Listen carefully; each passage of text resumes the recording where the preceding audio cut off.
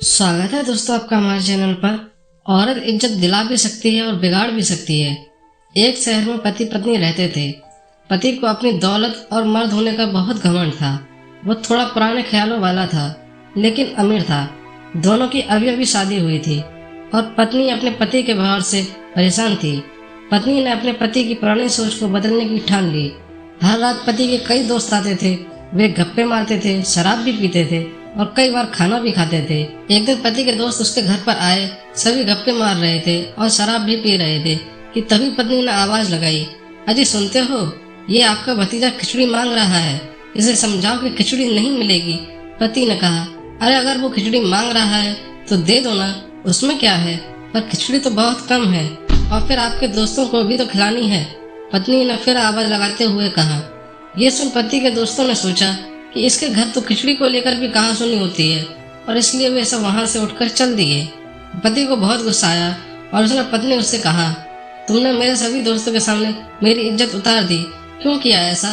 पत्नी ने कहा, मुझे आपकी ये रोज रोज की महफिलें और शराब पीना अच्छा नहीं लगता। जब तक आप ये सब नहीं छोड़ेंगे मैं ऐसा ही करती रहूंगी। पति ने कहा, ठीक है, मैं कल से ये नहीं करूंगा, लेकिन तुमने जो मेरी इज्जत मिट्टी में मिला दी है उसका क्या? अब मेरे दोस्त मुझे कहेंगे कि मेरे घर खिचड़ी को लेकर लड़ाइयाँ होती हैं। पत्नी ने कहा, नहीं, ऐसा नहीं होगा। आप कल फिर अपने दोस्तों को बुलाइए, मैं सब ठीक कर दूंगी, विश्वास कीजिए मुझ पर।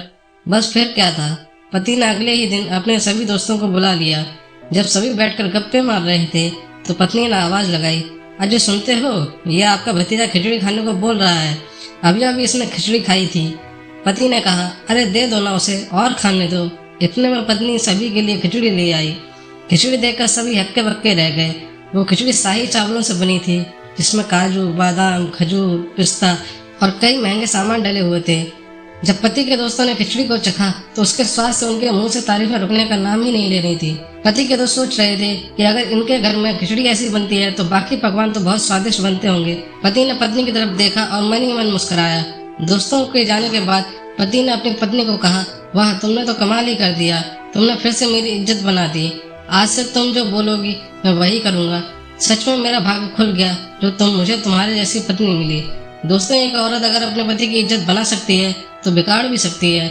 हमेशा औरतों और अपनी पत्नी की इज्जत करें, क्योंकि वो ही है जो जिंदगी की हर राह पर आपके साथ रहेंगे और हमेशा आपका भला ही चाहेंगे। आपको ये कहानी कैसी लगी कमेंट करके हमें जरूर बताएं। अगर आपको ये कहानी पसंद आई तो अपने दोस्तों के साथ भी शेयर करें। चैनल बनाइए तो चैनल को सब्सक्राइब जरूर करें।